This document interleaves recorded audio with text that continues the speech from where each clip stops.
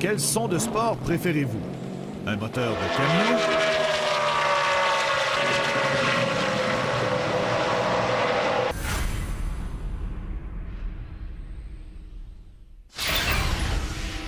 Ici Jean-Luc Legendre à Chicago.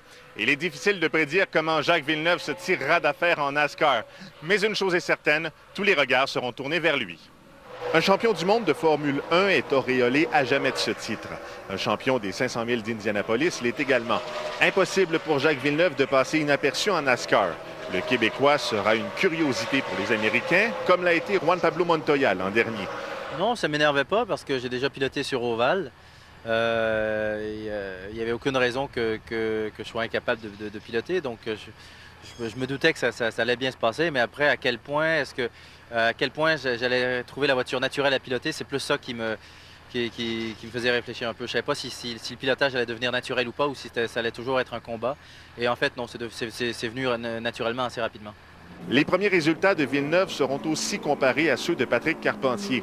Heureusement pour lui, Villeneuve fait son entrée dans une écurie qui domine dans la série de camionnettes Craftsman cette saison. I think it would be easier to come from this series and go to that than vice versa. It's those cars are a lot lighter.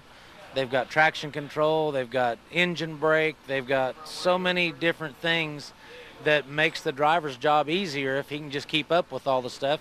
Il y a déjà plus d'un an que Jacques Villeneuve n'a pas participé à une course. On ignore toujours quand sa première course de NASCAR aura lieu, mais le Québécois a déjà hâte à ce moment. Tout au cours de sa carrière, Jacques Villeneuve a toujours persévéré devant l'adversité. Mais il faudra voir si, à 36 ans, Villeneuve sera aussi patient dans cette nouvelle aventure. Jean-Luc Legendre à Chicago.